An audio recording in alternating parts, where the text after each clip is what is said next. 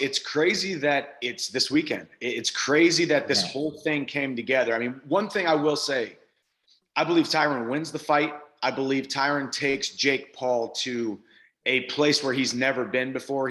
Where he's never been in his past, amateur level sports accomplishments. Right. Tyron Woodley's one of the best fighters in the world, multiple-time world champion.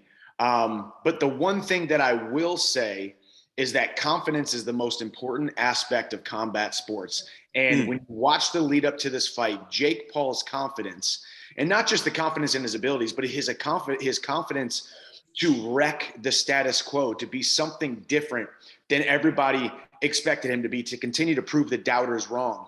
As you said, he's one of the most polarizing figures on the planet. Yeah.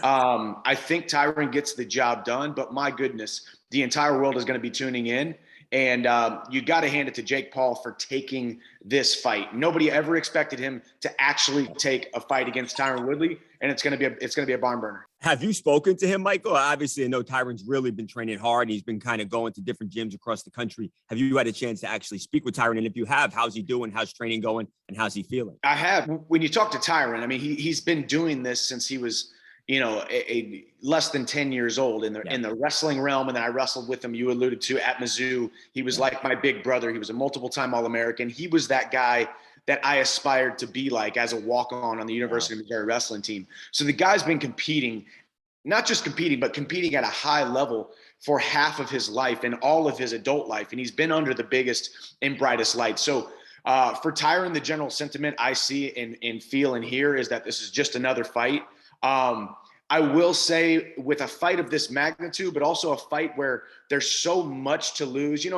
When he was defending his title against Stephen Wonderboy Thompson, or even the current champion Kamaru Usman, there was a lot to lose because you're going to lose your title. But if you lose to Jake Paul, a guy who was a YouTuber, a guy who is not supposed to be fighting and competing against these high-level, world-class combat sports athletes, there's a little bit more on the line. So I think Tyron is even more focused because there is even more to lose, even though there is so much upside with how high profile of a fight this is. And I think Tyron, as Tyron always does, he takes it in stride. He is enjoying the process. And I think we're going to see a phenomenal performance, and we're all going to be tuned in to see a great fight.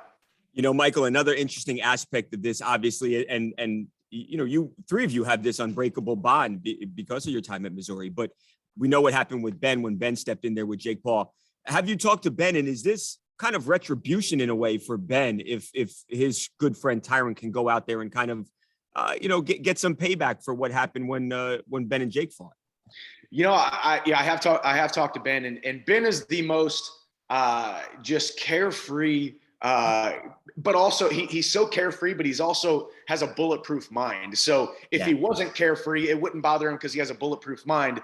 And if he has the bulletproof mind, but it didn't have a bulletproof mind, but the way that he lives his life, he is just carefree. I was on a spring break trip with him a decade and a half ago, and he got a smiley face tattooed on his foot that said, be happy, have a nice day. Like that is his literal general mantra. But in combat sports, it's such a huge sport, but we are all connected in so many different ways, different teams, different training camps, friend relationships, management relationships. So, of course, I think Tyron going out there and beating Jake Paul after Jake Paul beats Ben Askren, there is some sort of payback gotcha, right? And then if Tyron does somehow lose, I guess there's only one guy that they can call, and that's the third Mizzou wrestler, the smallest of them all. I got to go in there and pick up where. Well, that's what I was going to say, Michael. Would you actually be interested down the line? Because that would be a fun fight. That would be a really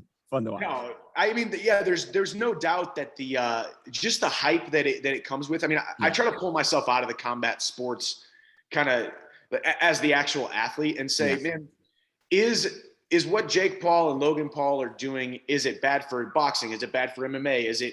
What is it? We're not quite sure what it is, aside from the fact that it just proves that in 2021, the world that we live in, if you build a big enough following, if you put yourself out there and you build a brand brick by boring brick, or sometimes not so boring at times, that really you can create things, you can create buzz. I mean, Conor McGregor is a great example. Conor McGregor came in as a phenomenal athlete, hasn't had the best performances as of late, but he is captivating. He has captivated the audience. He has captivated the world. When he fights, people tune in no matter what. So I think I would enjoy it if I did get, called out on that, obviously. But right now I'm focused on my next fight, winning that fight, and then getting to that eventual title shot again, and winning the UFC lightweight title, and then sailing off into the sunset, a couple fights after, and enjoying my life and seeing what happens.